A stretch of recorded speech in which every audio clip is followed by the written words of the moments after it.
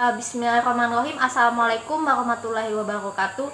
Perkenalkan, saya Selvi Kunasari dari SGD 12 Modul Mata FKU 2018. Jadi pada kesempatan kali ini saya akan menjelaskan mengenai materi tentang palpebra dan konjungtiva. Nah, jadi palpebra itu merupakan lapisan terluar dari bola mata. Nah, dia ini fungsinya untuk melindungi bola mata. Nah, palpebra ini ada dua, yaitu ada palpebra superior yang berada di atas dan palpebra inferior yang berada di bawah. Nah, pada batas pinggir dari palpebra ini terdapat yang namanya rima palpebra. Rima palpebra yang ini. Nah, rima palpebra. Nah, pada bagian lateral rima palpebra ini disebut dengan canthus lateralis atau canthus externus. Sedangkan pada bagian medial dari rima palpebra disebut dengan canthus medialis atau canthus internus. Nah, pada daerah canthus medialis ini terdapat yang namanya karunkula. Karunkula ini dia berwarna kuning-kuningan. Nah, pada bagian lateral dari karunkula itu terdapat yang namanya penebalan dari konjungtiva bulbi yang disebut dengan plica semilunaris. Nah, semilunaris berarti kan dia kan bentuknya seperti bulan sabit. Nah, terus tadi yang canthus medialis itu yang tadi merupakan tempat berkumpulnya air mata sebelum diteruskan ke yang namanya puntum lacrimalis. Nah, pada daerah margo palpebra itu dia terdapat 3 garis silia. Silia ini merupakan rambut-rambut. Nah, silia ini berfungsi untuk melindungi kotoran agar tidak masuk ke mata. Nah, pada bagian margo palpebra superior dan inferior, di bagian medialnya itu terdapat saluran air mata yang disebut dengan puntum lacrimale. Ini merupakan gambar dari puntum lacrimale. Nih. Nah, selanjutnya palpebra itu dibagi menjadi 2 bagian oleh orbitopalpebralis menjadi pars orbitalis dan pars tarsalis yang ini.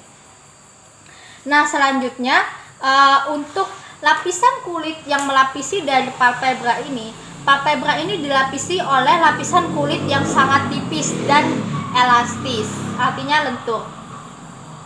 Nah, terus selanjutnya untuk lapisan otot yang ada di palpebra. Nah, lapisan otot yang ada di palpebra itu dilapisi oleh 3 otot. Yang pertama itu ada namanya musculus orbicularis oculi. Terus ada musculus levator palpebra dan ada musculus muller. Nah, ini merupakan gambar dari musculus orbicularis oculi. Musculus orbicularis oculi ini nanti ada 2 pars dia. Ada 2 pars. Yang pertama itu ada pars palpebralis. Pada pars palpebralis dia itu berada pada tengah. Terus juga dia tuh bentuknya seperti elips seperti ini. Nah, pada pars palpebralis dia tuh merupakan otot dengan serat lintang, bisa kita lihat. Dia ini bentuknya mengelilingi dari rima palpebralis, melingkar. Terus tadi selanjutnya ada pada musculus orbicularis oculi, dia ada pars orbitalis.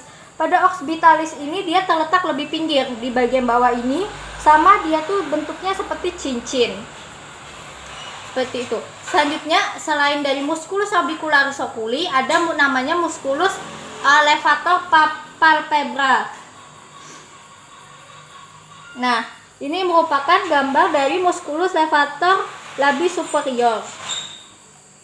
Nah, selanjutnya yang terakhir itu ada musculus muller. Nah, selanjutnya Selanjutnya pada palpebra ini dia terdapat kelenjar-kelenjar. Yang pertama itu yang dikenal dengan kelenjar Meibom. Terus ada kelenjar Moll. Kelenjar Moll ini merupakan kelenjar keringat. Terus ada kelenjar Zeiss. Yang terakhir itu ada kelenjar Krause. Nah, palpebra ini divaskularisasi oleh siapa? Palpebra ini divaskularisasi oleh facial system. Yang pertama itu ada facial system yang berasal dari arteri karotis eksterna 1, itu ada arteri facialis, terus ada arteri temporalis superficialis, dan ada arteri orbitalis, infraorbitalis. Selanjutnya ada orbital system yang berasal dari arteri karotis interna yang divaskularisasi oleh arteri temporalis, terus ada arteri frontalis. Terus selanjutnya itu ada dari arteri nasalis dorsalis. Nah, selanjutnya inervasi. Nah, inervasinya sendiri dari palpebra ini, dia kan tadi kan ada dua, ada palpebra superior dan ada palpebra inferior.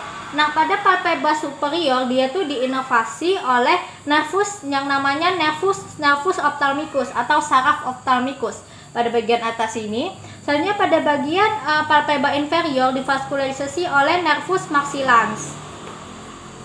Nah, tadi kan palpebra itu kan dia mempunyai 3 otot.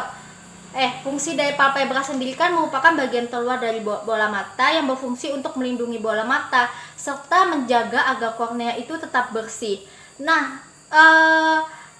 fungsi dari ketiga otot tadi yang pertama ada musculus orbicularis oculi. Musculus orbicularis oculi ini berfungsi untuk membuka dari palpebra superior. Terus untuk mempertahankannya diperlukan bantuan untuk mempertahankan dari terbukanya palpebra ini berasal dari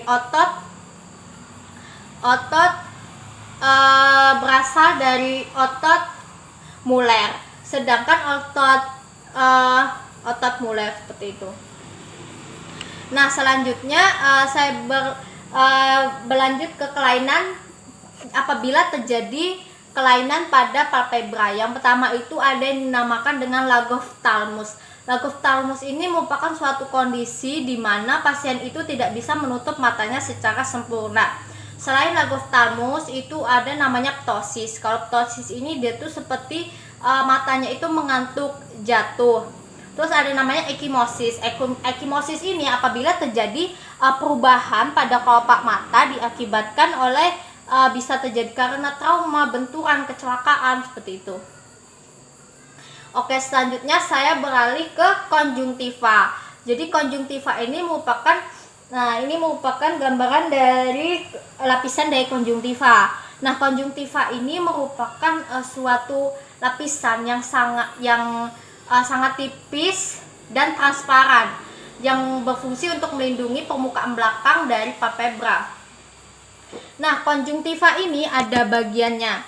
Konjungtiva ini dia ada yang secara anatomi itu ada 2 konjungtiva. Yang pertama itu ada konjungtiva palpebra dan ada konjungtiva bulbi. Tapi secara klinis dibedakan menjadi 3, ada tambahannya. Yang pertama itu ada konjungtiva bulbi, terus ada konjungtiva palpebra dan ada fornic konjungtiva. Nah, di mana pada konjungtiva bulbi konjungtiva palpebra ini merupakan gambar dari tunika konjungtiva palpebra. Nah, konjungtiva palpebra ini merupakan penutup dari bagian belakang dari palpebra. Nah, dia ini bentuknya itu rata, tapi ada kalanya ada benjolan-benjolan kecil sehingga disebut dengan papil. Seperti itu. Nah, terus ini gambarnya dari konjungtiva bulbi. Terus nah ini tadi ya yang dinamakan dengan karuncula lacrimalis yang terletak pada kantus medialis dari palpebra.